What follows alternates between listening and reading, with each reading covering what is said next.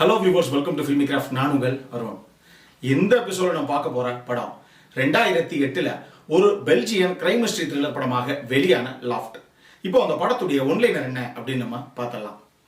தங்களுடைய மனைவிகள் யாருக்குமே தெரியாம தனக்கு பிடிச்ச பொண்ணுங்களை கூட்டிட்டு வந்து சந்தோஷமாக இருக்கிறதுக்காக 5 நண்பர்கள் ஒன்றாக சேர்ந்து வாங்குற ஒரு பிளாட். அந்த பிளாட்ல நடக்கிற ஒரு கொலை, அந்த கொலைக்கு காரணமான அந்த கொலையாளி யார், இதுதான் படத்துடைய ஒன்லைனர். இப்போ படத்துடைய டீடைலுக்கு போகலாம். படத்துல முதல்ல லாஃப்ட் அப்படின்னு சொல்லி ஒரு பேரை வச்சுட்டாங்க. அந்த லாஃப்ட் அப்படின்னா என்னன்னா, அது ஒரு அபார்ட்மெண்ட். அந்த அபார்ட்மெண்ட்ல இருக்க ஒரு பிளாட், அதைத்தான் அப்படி சொல்றாங்க. இன்னும் கரெக்டா சொல்லணும் அப்படின்னா, கரெக்டா ஒரு 10 மாடி பில்டிங் இருக்குன்னு வச்சுக்கோங்களேன். அதுல 10வது ஃப்ளோர்ல இருக்கக்கூடிய, அதாவது டெரஸுக்கு கீழே இருக்கக்கூடிய அந்த இடத்தை தான் இவங்க லாஃப்ட் அப்படின்னு மீன் பண்றாங்க. இப்போ படத்துல ஒரு செட் ஆஃப் ஃப்ரெண்ட்ஸ் நமக்கு காமிக்கப்படுறாங்க, 5 பேர். இந்த 5 பேரும் அவ்வளவு தூரம் பெஸ்ட் ஃப்ரெண்ட்ஸ். இந்த 5 பேரும் ஒரு தருணத்துல ஒரு கல்யாணம், அந்த பார்ட்டியில மீட் பண்றாங்க. அப்ப இந்த 5 பேர்த்துல ஒருத்தர் 5 கீ எடுத்து நம்மளுடைய அந்த மீதி இருக்க 4 நண்பர்களுக்கும் கொடுக்குறாரு. என்னடா அது திடீர்னு கீ அப்படின்னு கேட்டா, ஏப்பா நம்ம எல்லாரும் கல்யாணம் ஆயிடுச்சு, எல்லாத்துக்கும் குழந்தை குட்டி எல்லாம் இருக்கு. இருந்தாலும் இந்த திருமண வாழ்க்கை, நம்மளுடைய மனைவி, இது மேல நமக்கு பெரிய ஆர்வமே கிடையாது. ஆளாளுக்கு ஒரு கேர்ள் ஃப்ரெண்ட் இன்னொருத்தி கிடப்பாளா, ஜாலியாக அப்படி சிரிச்சுக்கிட்டு தீர்றதுக்கு அப்படிங்கிறதுக்காக தான் யோசிச்சுட்டு இருக்கீங்க. இதுக்காகவே நான் ஒரு ஃப்ளாட் ஒன்று வாங்கியிருக்கேன், அதுவும் சிட்டிக்கு சென்டரான இடத்துல. இந்த ஃப்ளாட்ல யாரெல்லாம் அவங்களுக்கு பிடிச்ச பொண்ணை கூட்டிட்டு வந்து சந்தோஷமாக நீங்க இருக்கணுமோ தாராளமாக இருந்துட்டு போங்க. ஆனா இப்ப நான் கொடுக்குறேன்னு இந்த 5க்கு மொத்தமே இந்த 5 கீ தான். நம்மளை தாண்டி வேற யாருமே அந்த ஃப்ளாட்டுக்கு வர முடியாது. இதுல சில முக்கியமான ரூல்ஸ் அண்ட் ரெகுலேஷன்ஸ் எல்லாம் இருக்கு. இந்த பிளாட்டுக்கு கீ மட்டும் கிடையாது, உள்ள ஒரு அலாரமும் இருக்கு. ரொம்ப செக்யூர்டான ஒரு பிளாட் இது. அந்த அலாரத்துக்கு ஒரு கோடும் இருக்கு. இதுவும் நம்ம 5 பேருக்கு மட்டும்தான் நமக்கு தெரியும். இதெல்லாம் தாண்டி எந்த காரணத்தை கொண்டும் இந்த கீயை எவ்வளவு தெரிஞ்ச ஆளாக இருந்தா கூட நீங்க யாருக்கும் கொடுத்தெல்லாம் ஹெல்ப் பண்ணக்கூடாது. உதாரணத்துக்கு ஊர்ல இருந்து எங்க சொந்தக்காரங்க வர்றாங்க, ஒரு நாள் 2 நாள் மட்டும் தங்கணும், வேற வழியே கிடையாது, அதனால மட்டும் இந்த ஒரு நாள் இந்த கீயை உங்களுக்கு கொடுக்குறேன்ப்பா அப்படிங்கிற அந்த விளையாட்டுல இங்க இருக்கக்கூடாது. நம்ம 5 பேரு நம்மளுடைய இன்னொரு பர்சனல் லைஃபுக்காக மட்டும்தான் இந்த பிளாட்டே அப்படின்னு சொல்லி 5 கீஸை கொடுக்குறாரு. இப்போ இவங்க எல்லாரும் அந்த கீஸை வாங்கிக்கிறாங்க. இதுதான் படத்துடைய முக்கியமான ஒரு கருவாக நமக்கு காமிக்கப்படுது. ஆனா படத்துடைய முதல் சீன்லயே இவங்க வாங்கின அந்த பிளாட் இருக்கு இல்லையா, அது ஒரு 10 மாடி பில்டிங் மாதிரி இருக்கு. அங்க சோனு மழை பெஞ்சுக்கிட்டு இருக்கு. மேல இருந்து, அதாவது டெரஸ்ல இருந்து யாரோ ஒரு நபர் தலை உப்புற மேல இருந்து கீழே விழுகிறாரு. கீழே நின்றுகிட்டு இருக்க ஒரு கார் மேல விழுந்து கார் கண்ணாடி எல்லாம் தெரிச்சு செதறுது. இப்போ அந்த சீன் அப்படியே கட் பண்ணப்படுது. அடுத்த சீன்லயே போலீஸ் ஒரு நபர், இந்த 5 பேர்த்துல ஒருத்தர், அவரை உட்கார வச்சு இன்டராகேஷன் ஆரம்பிக்கிறாங்க.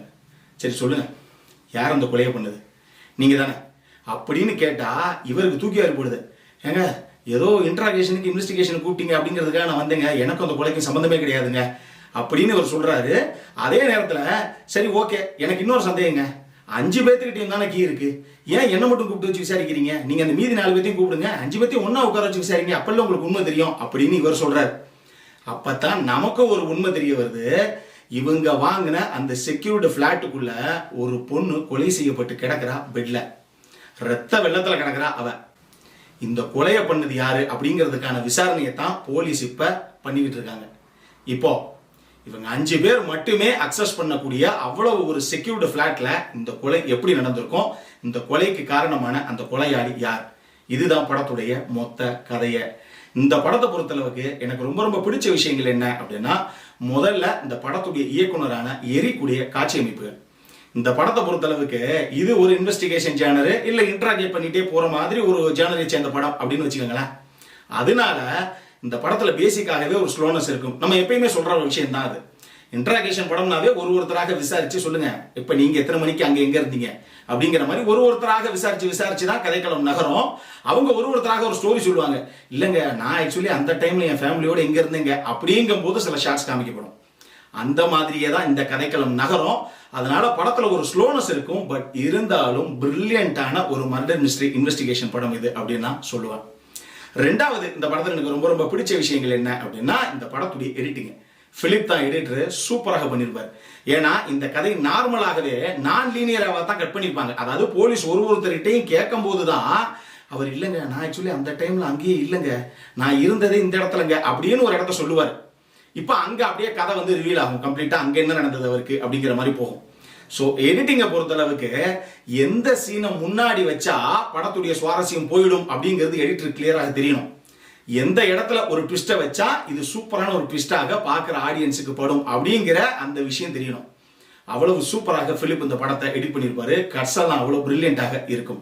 மூணாவது இந்த படத்தில் எனக்கு ரொம்ப ரொம்ப பிடிச்ச விஷயம், இந்த படத்தில் நடிச்ச எல்லாருடைய பர்ஃபார்மன்ஸும். செகண்ட் ஹாஃப்ல குறிப்பாக ஒரு 70% தாண்டி படம் போனதுக்கு அப்புறம்லாம் இவங்களுடைய பர்ஃபார்மன்ஸ்ல தான் படத்தையே ஹோல்ட் பண்ணாங்க அப்படின்னு சொல்லலாம். ஏன்னா ஒரு ட்விஸ்டும் அங்கங்க நிறைய ட்விஸ்ட் செகண்ட் ஹாஃப்ல, அந்த ட்விஸ்ட் ஒன்னொன்னாக ரிவீல் ஆகிட்டே வரும்போது அடப்பாவீங்களா இது நமக்கு தெரியாத ஸ்டார்டிங்ல இருந்து அப்படிங்கிற ஒரு ஃபீலை கொடுத்தது இவங்களுடைய ரியாக்ஷன்ஸ் தான். ஸோ எல்லாரும் பர்ஃபார்மன்ஸ்ல அவ்வளவு சூப்பராக ஹோல்ட் பண்ணிட்டாங்க படத்தை அப்படின்னு தான் சொல்லணும். அடல் கான்டென்ட்டை பொறுத்த அளவுக்கு இந்த படத்துல எக்கச்சக்கமான அடல் கான்டென்ட் இருக்கு. காரணம் இந்த படத்துடைய கதைக்கிழமை அப்படி, தன்னுடைய மனைவிகளுக்கு தெரியாம சில விஷயங்களை இவங்க பண்ற மாதிரி தான் கதைக்களம் அமைக்கப்பட்டிருக்கு. அதனால ஃபேமிலிக்கும் இந்த படத்துக்கும் சம்பந்தமே கிடையாது. ஆனா தனியா உட்காந்து பார்த்து என்ஜாய் பண்றதுக்கு ஒரு பிரில்லியண்டான த்ரில்லர் படம் இது. இந்த படத்துக்கு ஃபில்மிகிராஃப் கொடுக்கக்கூடிய ரேட்டிங் 7.5 out of 10. இப்போ நம்மளுடைய அடுத்த செக்மெண்டான இன்ட்ரெஸ்டிங் ஃபேக்ட்ஸ் அபௌட் தி மூவிக்கு போகலாம்.